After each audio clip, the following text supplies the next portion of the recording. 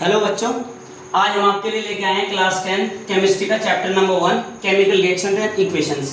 कल हमने कैरेक्टरिस्टिक्स पढ़ी थी, इससे पहले पिछले वाले वीडियो में। आज हम पढ़ेंगे केमिकल रिएक्शन के टाइप। तो केमिकल रिएक्शन के 4 टाइप होते हैं बेसिकली, लेकिन आज हम केवल 2 पढ़ेंगे डिटेल में, 2 बाकी अगली वीडियो में आपको मिलेंगे। तो कॉम्बिनेशन रिएक्शन इसका पहला टाइप है, जब 2 या 2 से ज्यादा रिएक्टेंट आपस में रिएक्ट करके बस एक सिंगल प्रोडक्ट बनाएंगे तो उसे कॉम्बिनेशन रिएक्शन कहेंगे। तो इसको कैसे लिखेंगे? When 2 or more reactants react with each other to form only a single product is known as combination reaction। जैसे इसके एग्जांपल के लिए हम ले लेते हैं कार्बन जो कि सॉलिड फॉर्म में होता है प्लस ऑक्सीजन जो कि गैसियस स्टेट में होता है। जब ये दोनों आपस में रिएक्ट करेंगे तो ये बनाएंगे कार्बन डाइऑक्साइड। तो कार्बन डाइऑक्साइड एक गैसियस फॉर्म है। जैसे और भी है हमारे पास, जैसे नाइट्रोजन हाइड्रोजन में ऐड होगा जो कि दोनों गैसियस स्टेट के होते हैं। जब ये दोनों आपस में रिएक्ट करेंगे तो केवल एक सिंगल प्रोडक्ट अमोनिया गैस की फॉर्मेशन करेंगे जो कि एक गैस है। ठीक है, तो इस तरीके की रिएक्शन जो है वो कॉम्बिनेशन रिएक्शन है। इनमें रिएक्टेंट तो 2-2 हैं लेकिन प्रोडक्ट केवल एक है, तो सिंगल प्रोडक्ट बनाने वाली रिएक्शन कॉम्बिनेशन रिएक्शन होती है।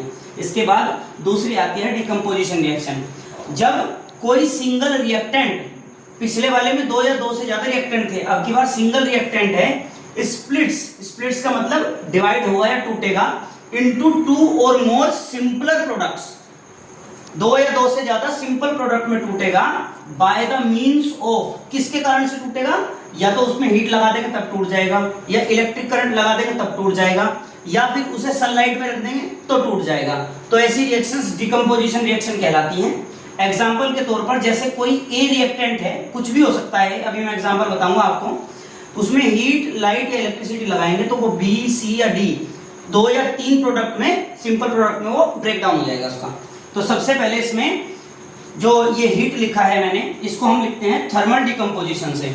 जब डिकम्पोजिशन होता है, टेक्स प्लेस यानी होता है बाय द मींस ऑफ, किसके द्वारा होता है? हीट के द्वारा, तो उसे हम थर्मल डिकम्पोजिशन कहते हैं। जैसे कि इसमें एग्जांपल के तौर पर हमारे पास होता है FeSO4।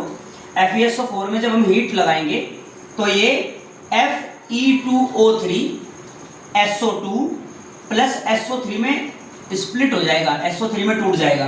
तो 2 या 2 से ज्यादा सिंपल प्रोडक्ट में टूट गए। इसके अलावा हमारे पास एक एग्जांपल और है, जैसे कि कैल्शियम कार्बोनेट, अगर हम इसे हीट करते हैं तो हीट करने पर यह calcium oxide plus carbon dioxide में स्प्लिट हो जाएगा। तो यहाँ पर 2 प्रोडक्ट में ब्रेक डाउन हो रहा है सिंगल रिएक्टेंट का, यहाँ पर 3 में ब्रेक डाउन हो रहा है सिंगल रिएक्टेंट का। किसके द्वारा? हीट के द्वारा। This is the sign of heat. Chemistry में हीट के साइन को ट्रायंगल से दर्शाते हैं। इसके बाद आता है इलेक्ट्रोलाइटिक डिकम्पोजिशन। जब डिकम्पोजिशन होगा takes place by the means of electric current, जब करंट के द्वारा डिकम्पोजिशन करवाया जाएगा तो इलेक्ट्रोलाइटिक डिकम्पोजिशन कहलाता है। इसमें सबसे बेस्ट एग्जांपल है H2O जो कि एक लिक्विड स्टेट का कंपाउंड है। जब हम उसमें इलेक्ट्रिक करंट लगाएंगे तो इलेक्ट्रिक करंट लगाने से वो अपने दोनों कॉन्स्टिट्यूएंट्स यानी H2 और O2 जो कि गैसियस स्टेट में होंगे, वो दोनों के दोनों उसमें स्प्लिट्स हो जाएंगे। That is electrolytic decomposition. इसके बाद आता है फोटोलाइटिक डिकम्पोजिशन। जब सनलाइट के द्वारा कोई कंपाउंड अपने कॉन्स्टिट्यूएंट पार्टिकल्स में टूटेगा, अपने कॉन्स्टिट्यूएंट प्रोडक्ट्स में टूटेगा, उसको हम फोटोलाइटिक डिकम्पोजिशन कहेंगे। ठीक है, तो इसका एग्जांपल जैसे कि हमारे पास होता है AgCl।